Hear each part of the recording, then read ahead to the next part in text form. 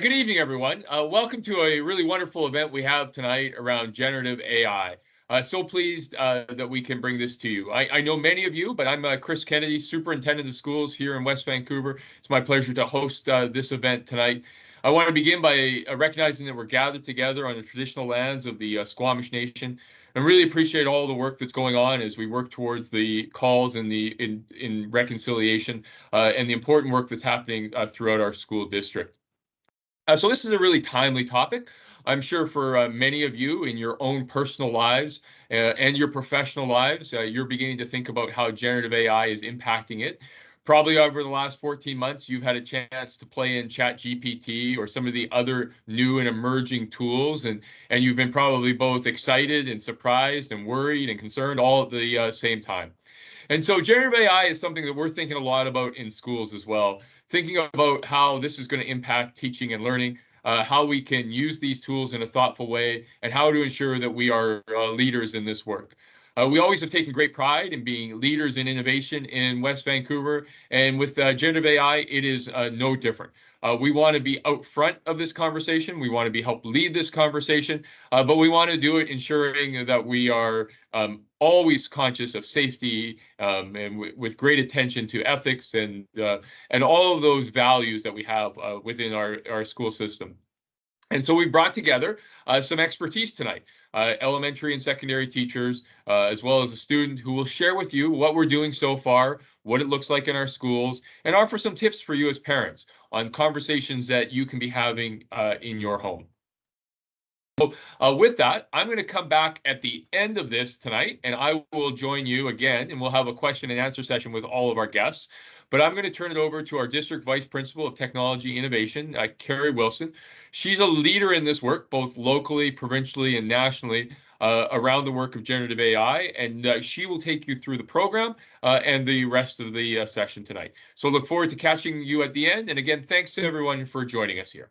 Hopefully everybody can see my screen now. So again, my name is Carrie Wilson, and I am the District Vice Principal of Innovation and Technology here in West Vancouver Schools. And I'm really pleased that you joined us here tonight for what I think is a very important conversation.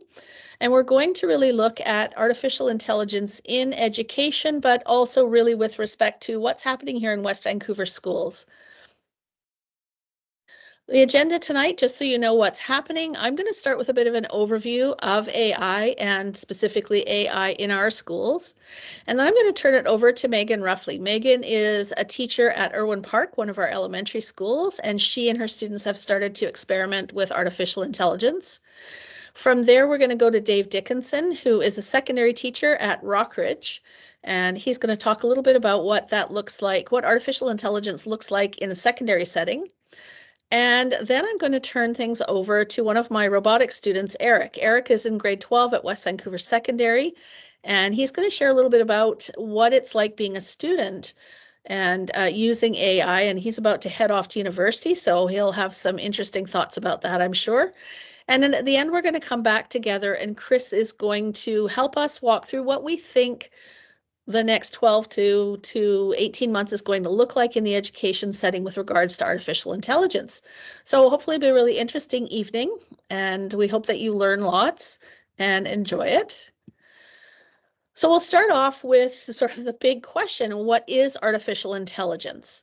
And there are lots of different definitions about what it is, but basically artificial intelligence is the attempt to simulate human intelligence and human cognitive functions through a machine.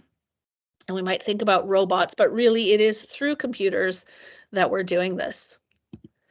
There are lots of different types of artificial intelligence, and even though artificial intelligence has been really big in the news for the last couple of years, it's been around since the 1950s in various iterations.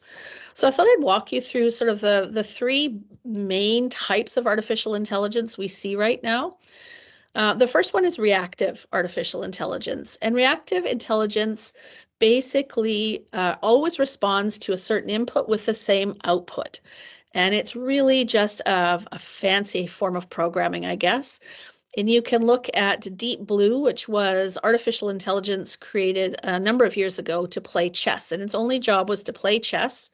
It knew all the chess moves that had been programmed with, all of the history of chess.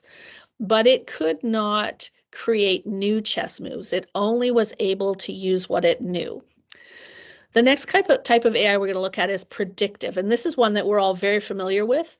Predictive AI uses a large data set and analyzes that in order to predict future behaviors or future events. And we're quite familiar with this in terms of things like Netflix, for instance. If you were to come to my house and log into our family Netflix account as my husband, you would be given a selection of documentaries, real life stories, and sports stories to watch.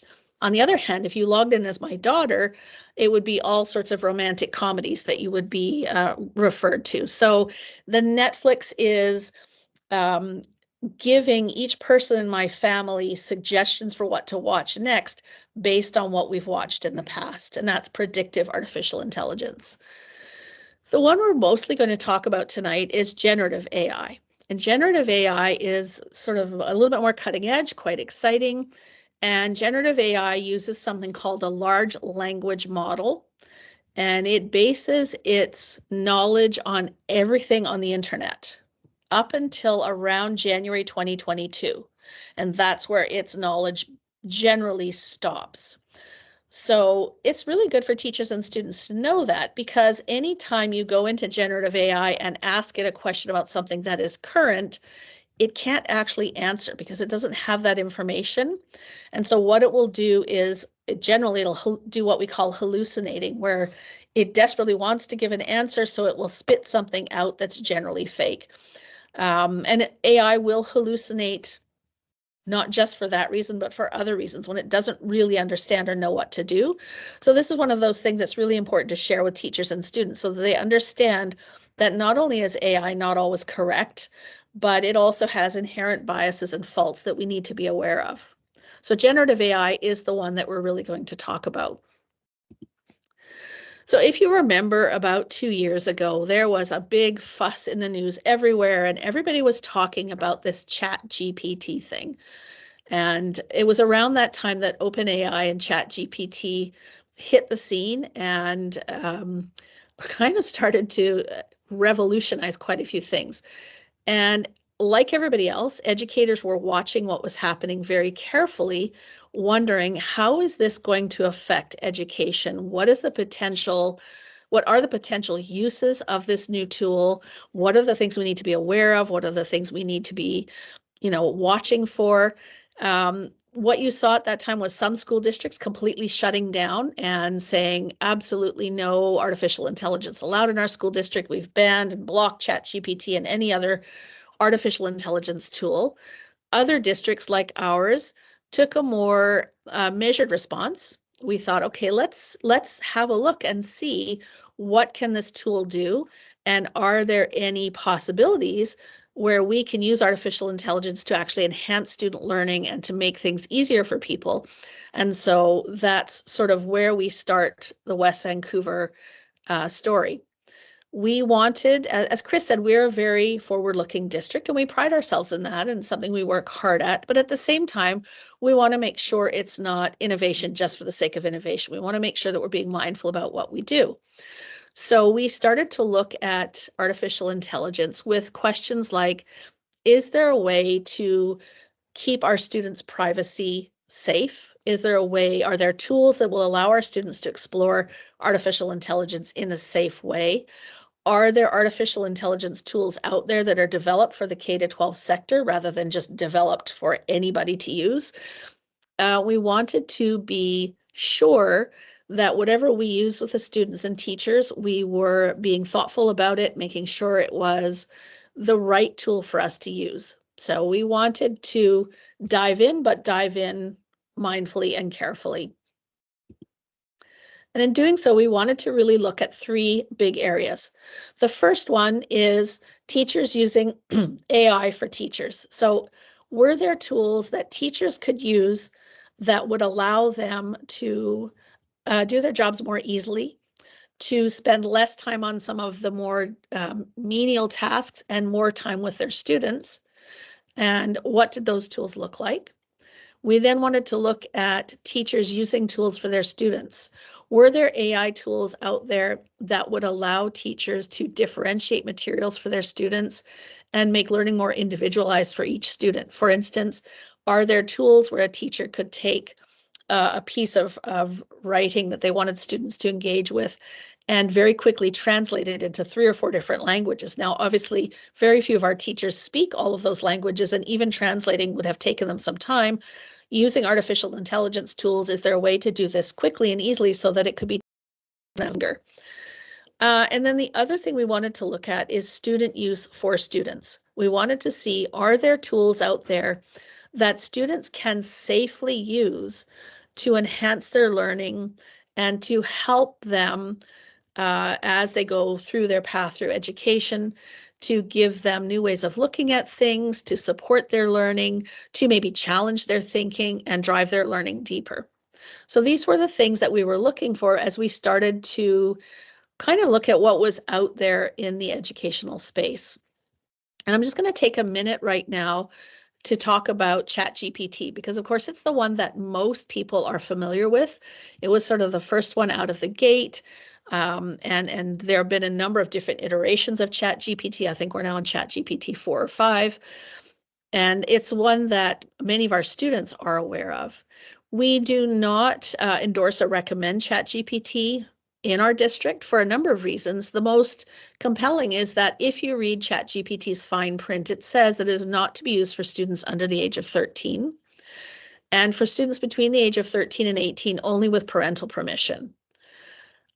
If you've ever explored with ChatGPT, you realize that you can ask it to do all sorts of things and explain all sorts of things to you, which might be great in an adult setting, but working with students is not something that we want to encourage. So we really were looking for how we can use the artificial intelligence abilities of something like ChatGPT, but make it safe for students. And in doing so, we needed to look at a number of questions. We wanted to look at professional development for teachers. Most teachers knew nothing about artificial intelligence before ChatGPT sort of burst into the scene. And because it's new for teachers, they need professional development in order to feel confident and safe using new tools. And so to date, we already have run quite a few professional development sessions with our teachers, and we will continue to do so. We wanted to make sure that both teachers and students have time to learn and explore with tools. That's often how we learn best, is by playing and exploring. And so we're working on building those sorts of times into when students and teachers are using the tools. Another important thing was to try and help teachers and students understand how AI works. It's important when you use a tool to understand at least the basics of how it works so that you are not using it incorrectly or fooled into doing something you maybe shouldn't be doing. So along with that, we have sites like code.org and Common Sense Media that have really great lesson plans designed to help teach students how AI works and what they can do with AI. We also wanted to develop guidelines to help guide student and teacher exploration of these tools and make sure, as I said before, that the tools we use are designed for the K-12 sector. So we looked outside of our district to teachers and districts around North America and the world for things like these 2 posters you see here. One is a guideline for how to use AI responsibly every time you use it. And the other one looks at the ethical use of AI as well as the unethical use. And of course, a lot of you might have been thinking about things like plagiarism. And the kids are very aware of these things as well, and they don't want to get in trouble for using AI incorrectly. So we want to be able to say to them, here is a correct use, and here is a use that's not ethical and not correct. Along with looking outside of the district, we also look inside to the teachers we already have and the expertise we already have. So on the left-hand side here, you'll see a West Vancouver Schools guideline for the use of AI. And this is something that's being shared with students and teachers in the district to help them understand what our guidelines are about how we want to see AI used. And then on the right, you'll see something created by one of our vice principals, Chris Parslow. And this is his Skywalker AI scale that he uses with his students, all the way from Princess Leia, where they're not allowed to use any AI in working on an assignment, up to, say, Darth Vader, where they're allowed to use AI to help them with things that they're finding difficult. And so teachers are looking at things like this to help them understand how to interact with AI and students in the classroom. Along with that, we have signed a contract with a company called Magic School. Magic School was one of the first K-12 companies sort of out of the gate at the beginning, saying we are developing tools for teachers to use when it comes to artificial intelligence. It's created by a teacher, and the company has been very careful, very mindful about keeping privacy front and center, about teaching teachers how to use these tools properly. They have a suite of about 60 tools that our teachers have been using since early this year and exploring with how they can use those to create lesson plans or generate a reading passage for students. There are a whole slew of things that they're able to do with this. And then recently, just before spring break, Magic School launched what's called Magic Student, which is their student-facing tool. And we're just starting to dip our toes into that here in the district. Teachers and students are just beginning to engage with the tool. And what you'll see here on this next screen, on the left-hand side, I took this last night off of the Magic Student dashboard, administrative dashboard, and you can see here that 50% of the use of our Magic students so far in the district has been for writing feedback. And this is a really great tool where teachers will go in and type in the grade of their students and what it is they're looking for in a writing passage. Maybe the students are learning how to do a persuasive paragraph, and teachers are looking for a good opening statement and maybe 3 reasons inside the paragraph that support the student's argument. Teachers type that into the tool, and then students are able to use that tool. They copy and put in their piece of writing, and Magic Student will give them feedback. And the thing I really like about this is it will not tell them exactly what to do to fix it. What it does is it gives them suggestions. It starts with a positive. I really like what you said about this topic, and it gives them some positive feedback. And then it will segue into telling them some of the things that they could do to make their writing better. On the right-hand side, you'll see this is one of the tools in Magic Student is a debate partner. So in this case, a student was looking to do a debate about cats being better pets for seniors than dogs, and they want the AI to take the position of dogs are better. They start off by giving their prompt. They type in their argument in favor of cats, and you can see here that the artificial intelligence tool has come back with a response to push the student to think more about, here's what's great about dogs, and keep going. What do you think is great about cats? And this is a great way to get kids to really open up their thinking and think about both sides of an argument, or indeed, if they are getting ready to debate, to give them a chance to get ready for that. So what I've given you then is sort of a 10,000-foot view of artificial intelligence in general, and a little bit more about what it is we're doing in our district. And what I'm going to do next actually is stop sharing my screen, and I'm going to turn it over to Megan, who, as I said, is a grade 4 or 5, Megan? 6-7 teacher at Irwin Park, who has been using artificial intelligence with her students. And she's got some really great things to talk to us about. So Megan, I'm just going to stop sharing and let you take over. All right. Hi, my name is Megan Ruffley. And like Carrie said, I'm a grade 6-7 teacher at Irwin Park Elementary School.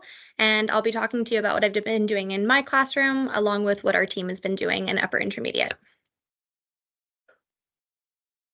So some of the topics we'll cover today are background information, how we're addressing for student safety and ensuring that they're being thoughtful with how they're engaging with AI, and how we're really pivoting it for an opportunity for extension in the work that we're already doing and we've been doing for years now, and thinking about those future ready skills for not only high school, but beyond.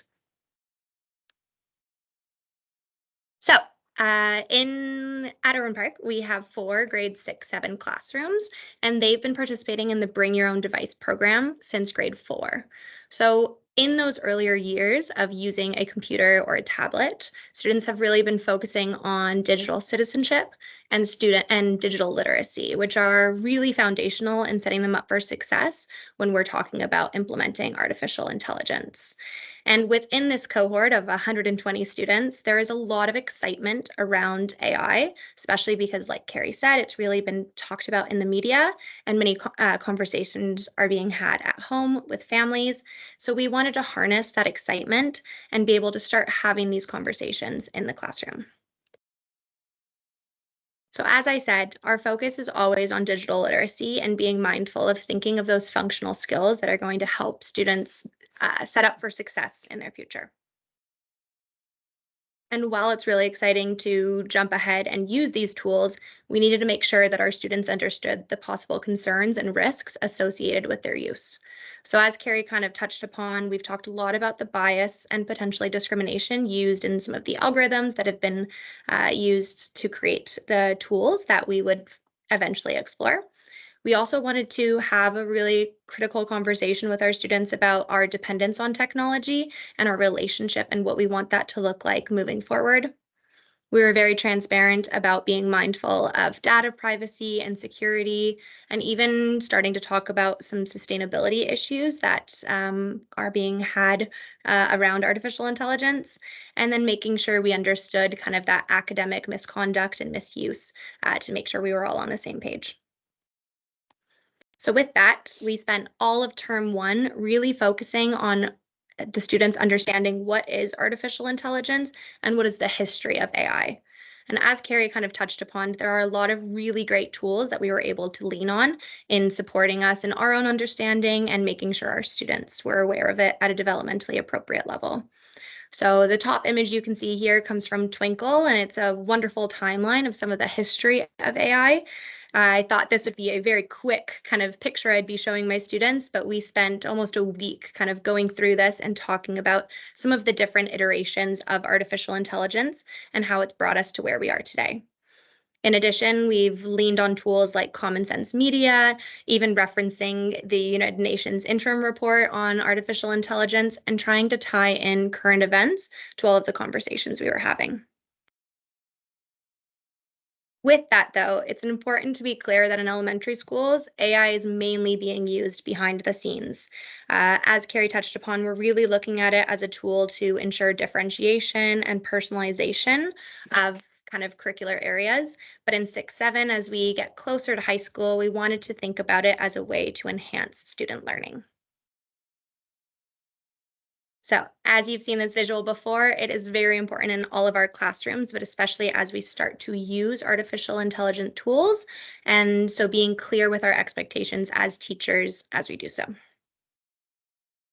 I'm going to talk about 3 ways that we've used AI in our classroom so far, starting off with the very first iteration, which was AI Tutor Pro. This is an awesome chatbot. It was created by a Canadian company and doesn't require any student accounts or logins. That has 2 main functions: checking student knowledge and growing student knowledge. And so in our first kind of time to play around with this tool, we'd been focusing on a kind of a prehistory unit in social studies. And so we asked students to think about what they had learned about the evolution of tools in early humans and grow their knowledge in areas that were interesting to them. So we had a reading passage that students had looked at, and then they kind of took things that they wanted to know more about and tried to figure out if AI Tutor Pro could help them. They were really successful, but one area that came up was having a conversation about how to personalize their experience with this chatbot. This brought us to a very important conversation about prompting. When I think back to my own kind of experience in education, I remember my teachers talking about harnessing the power of search engines like Google and tips and tricks in terms of being mindful of how you can Google something really well. And while that is still a very important skill for students to have today, it's also important we start to talk about how we can prompt AI to kind of meet our needs. And coincidentally, I've been working on my master's in educational technology through UBC, and my professor at the time had given us this acronym, SPECIFY. And so we had a big conversation as a class about how when we prompt AI, we want it to be specific, purposeful, example-based, contextual, informative, focused, and yield orienting. And while some of these things are a little bit hard for grade 6, 7 students to grasp, we were really able to test this out with AI Tutor Pro when one student said, hey, these responses are way too long. I don't understand what it's saying. And so we talked as a class about how we could kind of overcome this. And the students figured out that if you asked the chatbot to answer the question in 4 to 5 sentences, then it would do so. And so we had conversations about these successes, and it's just been really exciting to kind of see their excitement and their kind of brainstorming of how it's going to set them up in their future. So another tool we've been using is Canva, which students have been using to create presentations for some time now. But we wanted to explore Magic Studio, which has some text to image prompting. So in my classroom, we'd been working on a descriptive writing unit, and students were learning about similes and metaphors and sensory detail. And so I really wanted to give them a real world example of how important their word choice is when they're doing these things before we started writing short stories. And so their task was to come up with a setting, some type of scene that they would describe with their words. I had them color code these things, and as an option, as an opportunity for extension, they could then feed their prompt into Canva Magic Media and see what it created. So I have some student examples shared with their permission.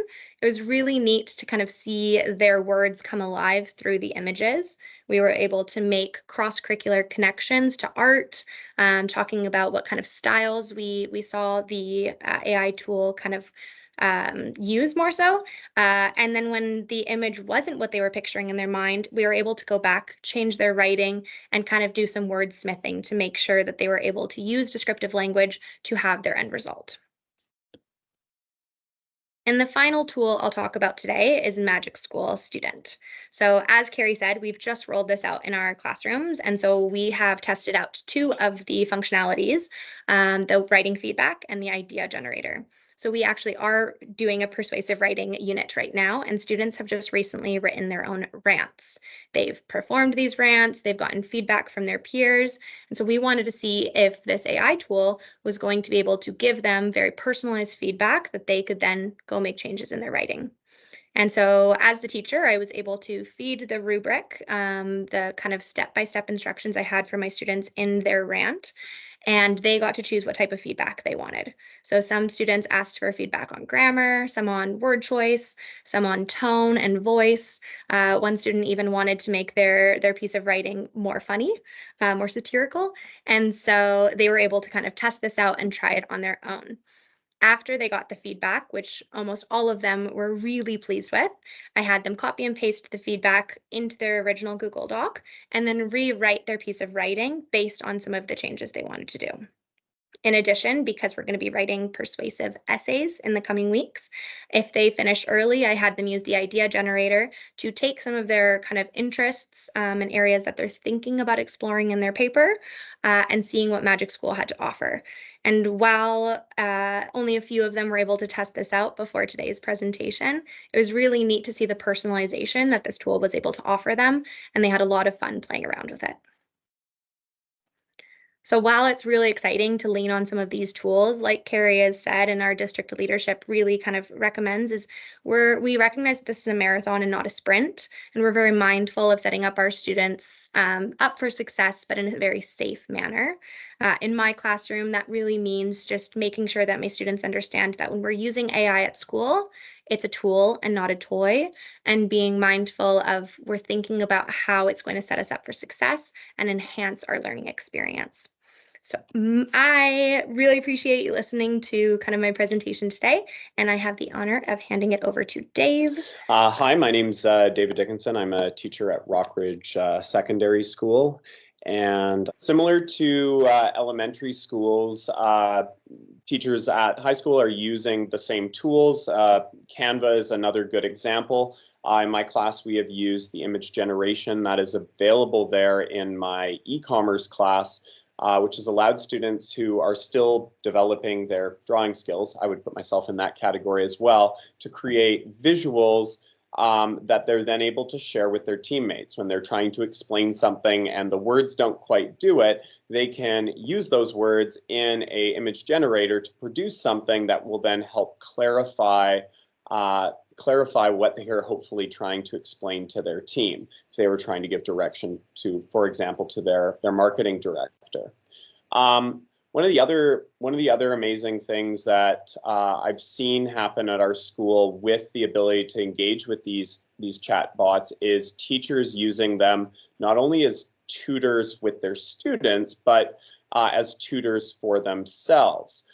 There's a teacher at our school who was trying to figure out how he could create a system to share marks with his students in such a way that he wasn't doing the old school method of where you print it and put it on the wall and it's protected by essentially student numbers, but where it could produce individualized documents in real time and send those out to the students where they would just have access to it and it wouldn't be something that was physically printed. And he used just a generative AI text chatting to learn how to program a Google Sheet to do that.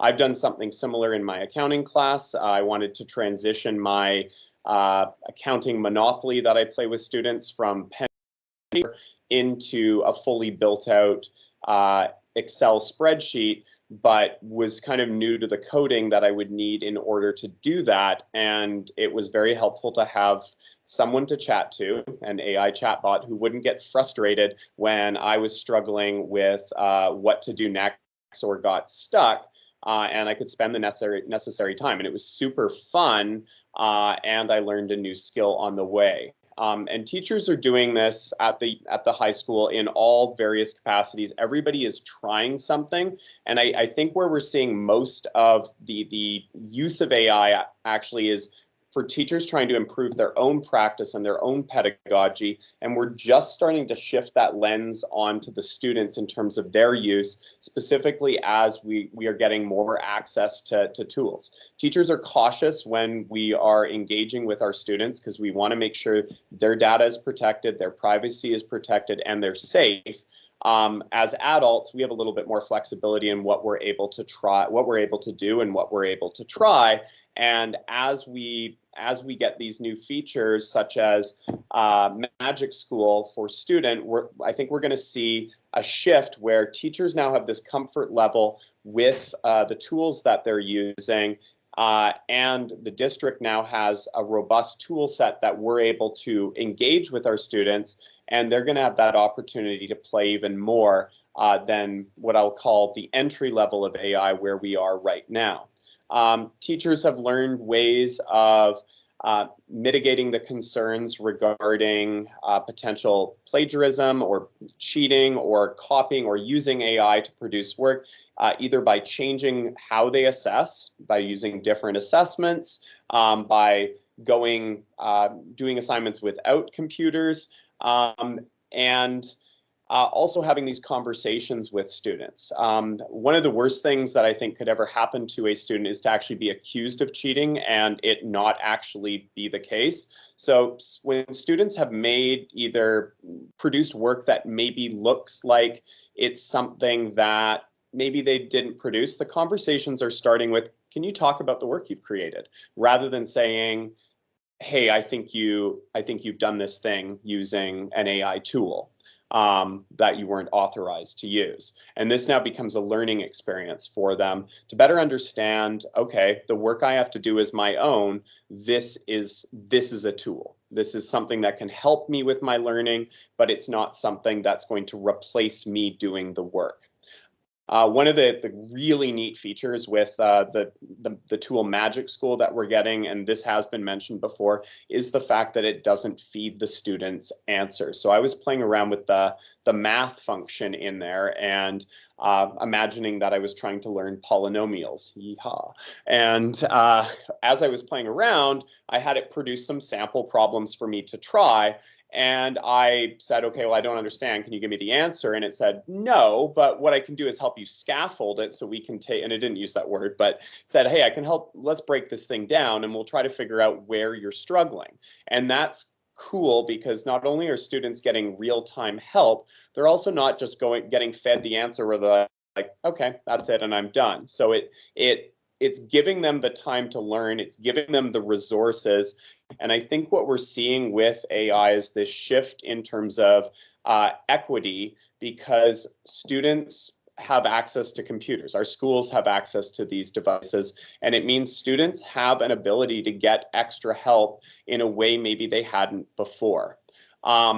As a teacher, I definitely know that a number of my administrative tasks have been reduced as a result of being able to use AI. If I'm responding to certain queries that I get over and over and over again, I can use AI to help me with that, so I'm not doing the same thing and over and over like an assembly line. I'm also able to provide individualized feedback to students on large writing assignments where maybe I would not have been able to do that to the same extent because I just literally didn't have the time. So it's game changing, and we are so just at the beginning of this. I'm really excited to be in a forward-thinking school district that recognizes how important these tools are, that they are going to continue to be with us, and that we're learning how to work with them as adults and teachers in the building, but we're also helping show our students what the best practices are as we all sort of navigate this like white water that is AI as these new tools show up. So I'm going to hand it back over to Carrie, I think, at this time. All right. So Eric, what we're going to do is I'm going to ask you a few questions about AI and students and kind of get your perspective and hear what this is like for a student in high school right now, because we've heard what it's like for teachers. Oh yeah, of course. So I did a summer program at the University of Toronto called Create, where I learned the basics, basics of AI, such as machine learning, different neural networks. And in the end, I also did a project where I made a model that can classify different types of garbage. So if I hold like a water bottle in front of a camera, it's going to tell me that this is plastic. So this is useful in cases where, like, let's say factories needs to distinguish between recyclable waste and the waste that they're going to send to landfills. So through this program, I learned a lot about the inner workings of machine intelligence. And also in my spare time, I also listen to podcasts. One recent one was between Trevor Noah and Sam Altman, the CEO of OpenAI. And I also subscribe to different magazines, specifically the MIT Interview. They have like a bi-monthly magazine where they talk all about AI. And so it sounds like you already know quite a bit about AI, maybe more than some of the teachers in this room do.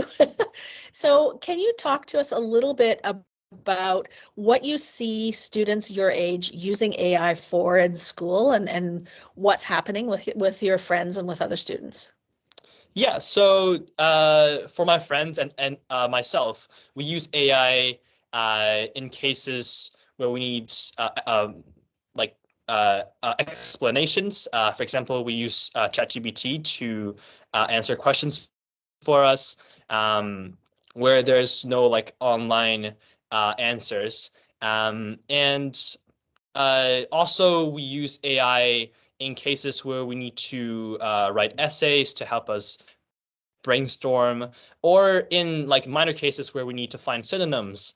And I think that in small cases, such as finding synonyms or brainstorming or taking notes, AI is useful. It makes you more productive. But if you use AI for, let's say, writing the entire essay for yourself, or just feeding it a paragraph and making it rephrase your essay, I think it takes away the originality of that essay. So it becomes something that the AI has done instead of the student. So I think that for students, for us, I think AI is good in small cases, but as long as that's original and the student has done the work themselves. Well, that's great to hear from a teacher perspective. How about, what do you know or understand about some of the pitfalls and some of the things that students should be aware of regarding AI use? Yeah, for sure. So let me tell you a story. There was a research done at a university where they had two groups of students. One group of students, they just listened to lectures. It was pretty passive learning. They just took notes. And the other group, they did group projects. So they actually did discussions, and it was more hands-on. And what the researchers found was that the more hands-on group scored better in tests. And that kind of showed that they learned more by having to think for themselves. And I think there's a correlation between that research and what we are seeing by the usage of AI. So if you're just copy pasting the question and feeding it into ChatGPT, it's going to give you an answer, and it makes your life a lot easier as a student. But I think that learning is the most important thing about like being at school. And if you are doing the work yourself, you might make mistakes. You might score poor on tests, for example. But in the end, you do learn more because you did the work yourself. And that understanding only comes from working doing the work yourself and not using external help. So I think that going back to the question of pitfalls, I think that most students focus on getting good grades because it impressed their parents and also make their future easier by going to better university. But in the end, the learning is the most important, and because some students tend to just maximize their grades, they might not realize that they shouldn't use AI in many cases. Oh, that's really a mature way of looking at it. Thank you. So I know that you got a little bit of time left in grade 12 before you take your IB exams and you're heading off to university next year. What are you looking forward to in your future with regards to artificial intelligence? How are you hoping that the universities use it? And what are you hoping to continue to learn as you move forward in your career? Yeah, for sure. So I am enrolled in engineering science at U of T. And I hope to go into AI and machine intelligence in my third and fourth year. So where I would get to learn more about AI and how it works. So I believe that there are two approaches to learning AI. One is what I call like top-down approach, where I use frameworks such as NumPy and PyTorch. So these are external tools built by other researchers, and you can use them to do really cool projects like chess engine or like image filter.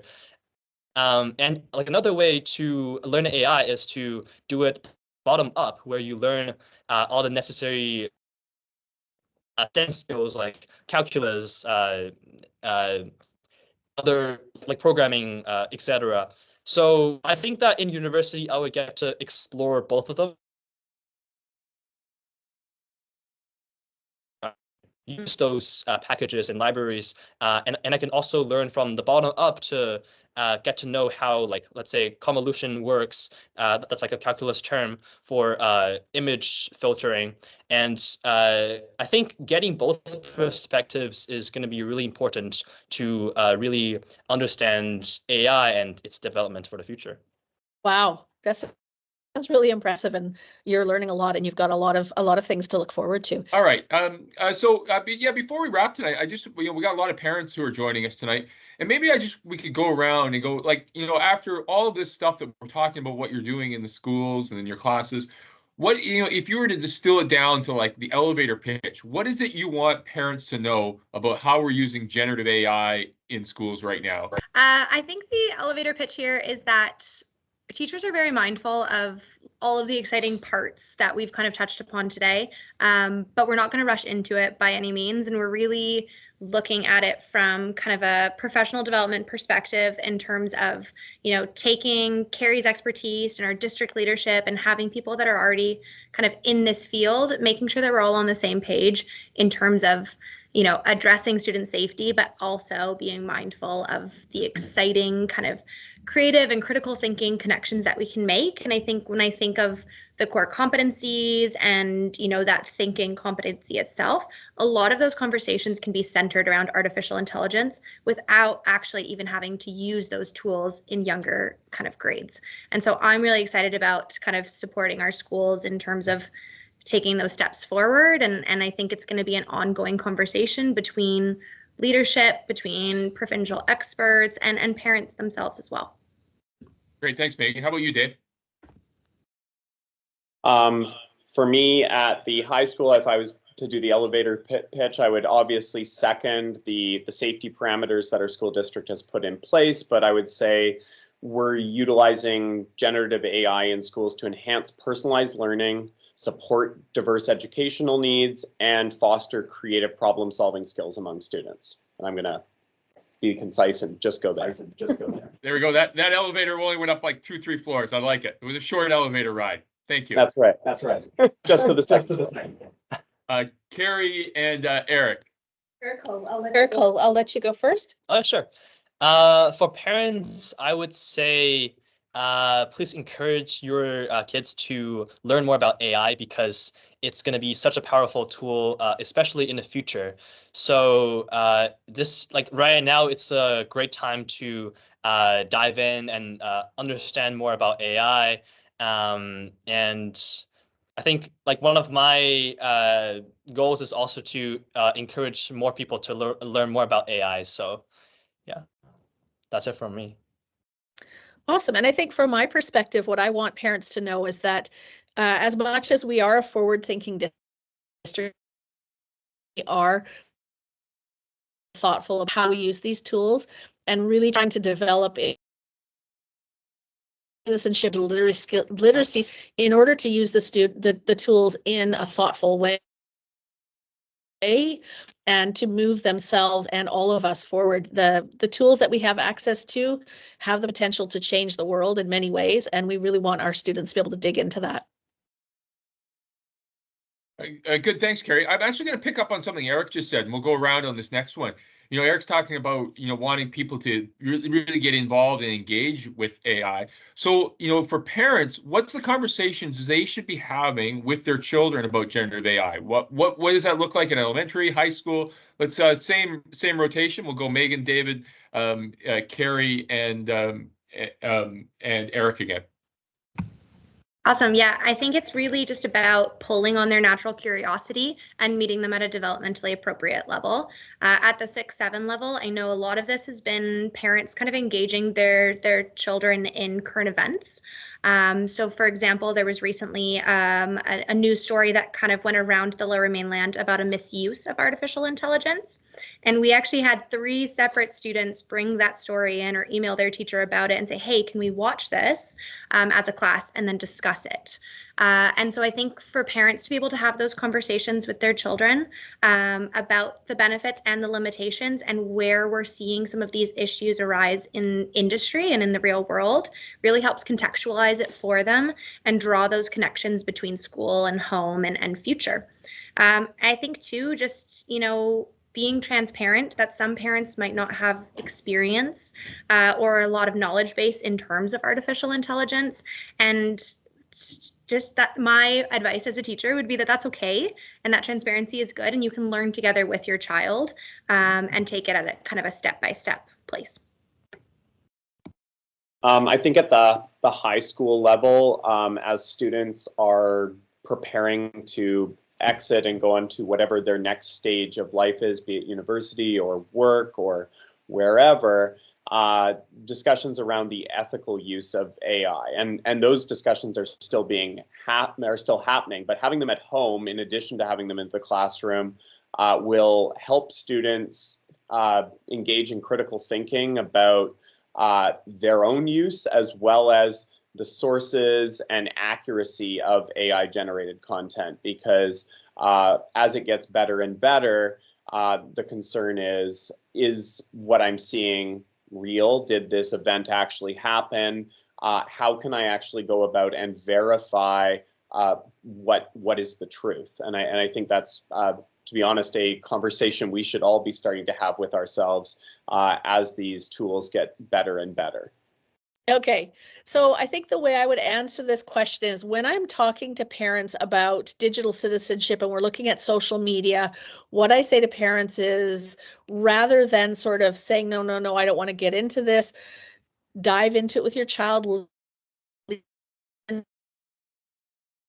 this with them. And I would say the same for intelligence. If you and your child are learning about these tools together and you're learning about artificial intelligence, it makes those family discussions that both Megan and Dave referred to, it makes them much richer and more interesting. And then you as a parent are sort of at a level playing field with your child and you're learning together. And I think that's a great place to be at as a family.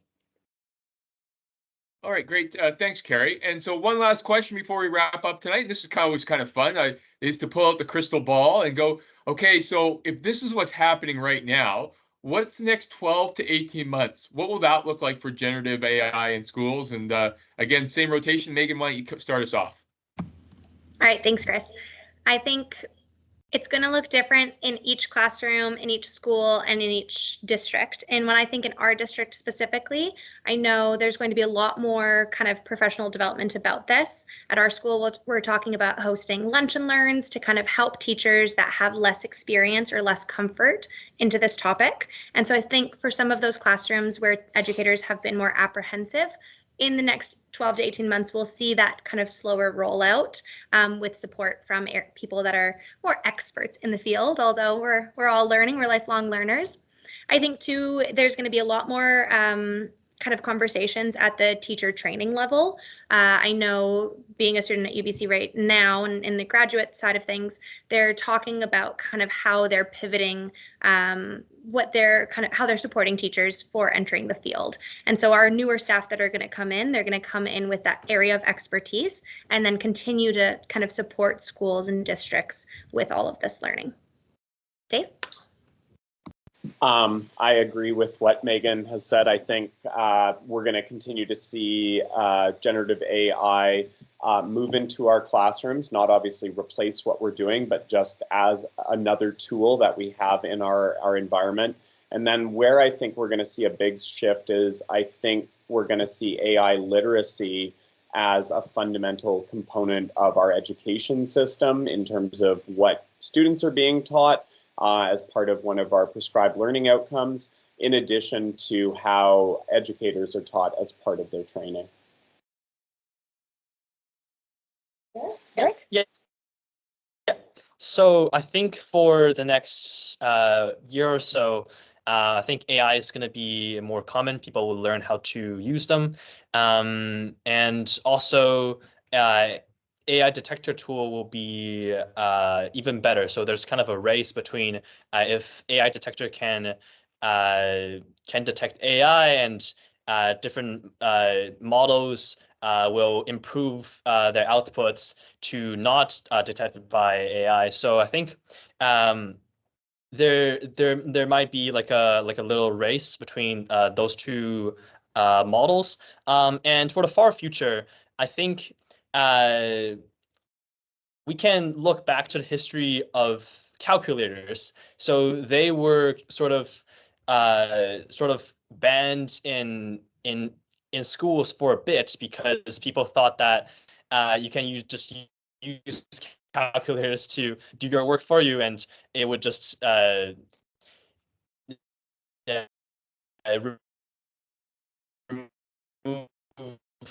like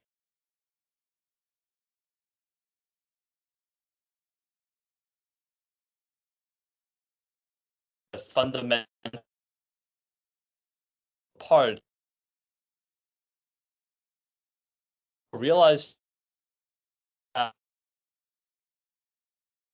actually product like make your workload many if we of AI can do it in a responsible manner. Thanks, Eric. I think I look forward with AI in education with great anticipation and some real excitement.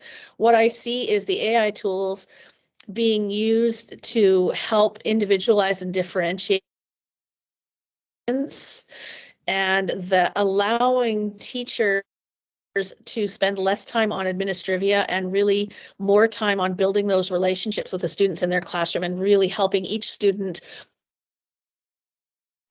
and having the AI support them on sort of driving the bus and really helping guide where things are going. I think there's really an exciting future ahead of us with AI in education.